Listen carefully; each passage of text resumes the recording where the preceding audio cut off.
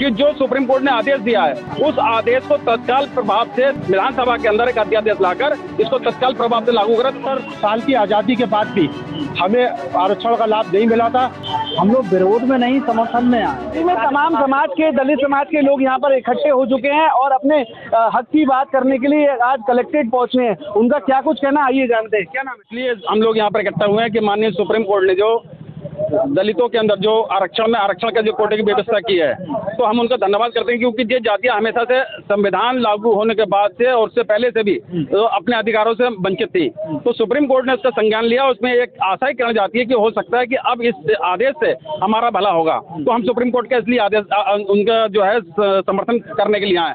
दूसरी बात ये, हम माननीय मुख्यमंत्री जी से भी ये मांग करते हैं कि जो सुप्रीम कोर्ट ने आदेश दिया है उस आदेश को तत्काल प्रभाव से विधानसभा के अंदर एक अध्यादेश लाकर इसको तत्काल प्रभाव से लागू करें, ताकि जो वंचित जातियां हैं उनको पूरा लाभ प्राप्त हो सके। कि भारत 5000 साल से छूआछूत का शिकार था और हमें कोई भी लाभ नहीं मिल रहा था राजा महाराजाओं के ज़माने से। जब 1950 में भारत के अंदर संविधान लागू हुआ तो बाबा साहब डॉक्टर भीमराव अम्बेडकर जी ने आरक्षण की व्यवस्था की थी और ये अपेक्षा की थी कि अब जो है 5000 साल से जो जातीय बहिष्कृत हैं कम से कम उनका विकास होगा। लेकिन बड़े अफसोस का विषय है कि 1950 से आज 78 साल हो गए, मतलब देश आज़ाद हुए। 70 साल की आज़ादी के बाद भी हमें आरक्षण का लाभ नहीं मिला था। केवल एक वर्ग विशेष को उसका लाभ मिल गया था।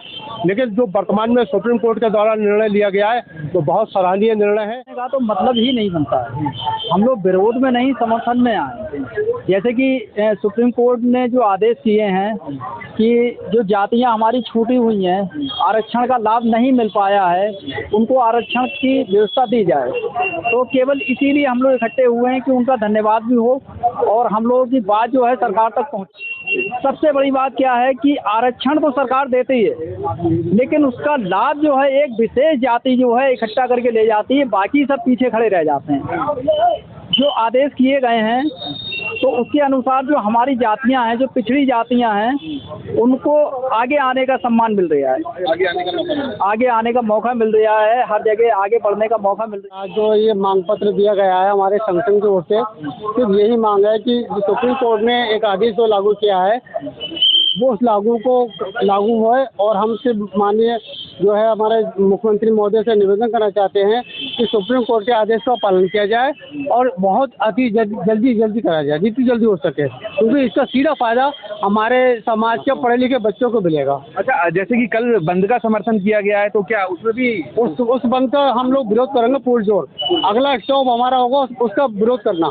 आज के में ज्ञापन जाए और अगर वो लोग बंद कराएंगे भारत, तो हम भारत बंद जो करेगा उसका विरोध करेंगे। तो भारत बंद के विरोध में भारत बंद का कुछ लोग जो है समर्थन कर रहे हैं, कुछ लोग विरोध में है। तो क्या मेन वजह है कि किस तरीके से दो धड़े नजर आ रहे हैं? देखिए, जिनको समर्थन की आवश्यकता है वो समर्थन कर रहे हैं, जिनका विरोध का काम है विरोध कर रहे हैं। ये ना विरोध का ना समर्थन का काम है। चूंकि सरकार ने कोई संज्ञान नहीं लिया और लंबे समय तक, तो सुप्रीम कोर्ट को ये सर्वोच्च न्यायालय को सोचना पड़ा कि भाई कौन सा वर्ग ऐसा है जो बाबा साहब की किसी संविधान में जो विधिनियत व्यवस्था है उसके अनुरूप कार्य नहीं हो रहा। तो सुप्रीम कोर्ट को ये लेना पड़ा ध्यान कि कुछ वंचित वर्ग ऐसे हैं जिनको आरक्षण का लाभ नहीं मिल पा रहा था। तो उस कारण से माननीय सर्वोच्च न्यायालय ने इसका संज्ञान लेते हुए वंचित वर्गों के लिए एक व्यवस्था की है कि जो वंचित वर्ग रह गए हैं उनको भी इसका लाभ मिलना चाहिए और जो लाभ इसका ले चुके हैं उनको इस लाभ को स्वतः छोड़ देना चाहिए। जैसे कि बसपा सुप्रीमो मायावती जी ने भी इसमें समर्थन जता दिया है, कल बंद वो रखेंगे।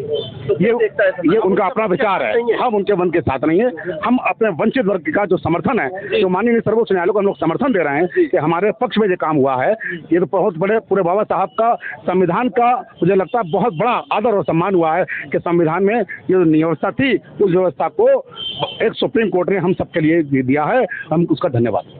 क्या नाम है? हरीश वाल्मीकि। क्या देखते हैं आप ये जो तमाम चीजें जो चल रही हैं, कुछ लोग धन्यवाद भी दे रहे हैं और कुछ लोग विरोध में उतर आए हैं, उन्होंने कल बंद का आह्वान कर दिया, तो दलित समाज इसमें किस तरीके से देखता है? दोनों मसले दलित समाज के ही तो हैं जी।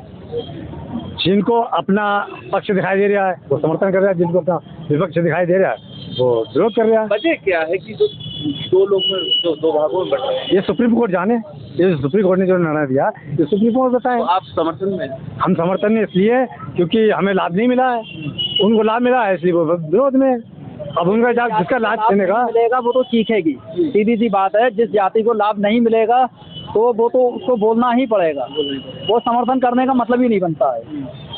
और जिसे लाभ मिल रहा है वो विरोध करना है, क्योंकि उनका कोटा कट रहा है। सीधी बात है कि उनका कोटा कट रहा है। जो लोग कल बंद का आह्वान कर रहे हैं वो लोग हैं जो पहले से क्रीम खाते आए हैं, जिन्हें आरक्षण का पूर्ण रूप से लाभ मिला है, और आज जो समर्थन में आए हैं इस अध्यादेश के जो सुप्रीम कोर्ट ने लागू किया है, जो समर्थन में आए, ये वो लोग हैं जो वंचित समाज है।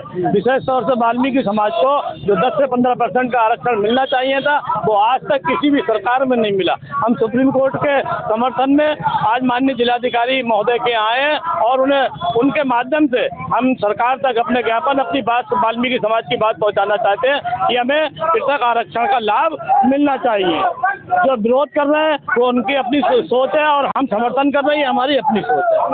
तो आपने देखा कि सबने कहा कि हर किसी का अपना अपना नजरिया, और उस नजरिए से इस फैसले को देख रहा है। लेकिन आज ये तमाम समाज के लोग यहाँ पर इकट्ठा हुए और एक धन्यवाद ज्ञापन उन्होंने प्रेषित किया है। आप देख रहे हैं श्रेष्ठ यूपी, कैमरा पर्सन अभिषेक के साथ मैं अंश माथुर। नमस्कार। यूपी की हर खबर देखने और उनसे अपडेट रहने के लिए हमारे चैनल श्रेष्ठ यूपी को सब्सक्राइब और लाइक करें। साथ ही बेल आइकन को दबाना ना भूलें, जिससे हमारे हर वीडियो की जानकारी आप तक पहुंचती रहे।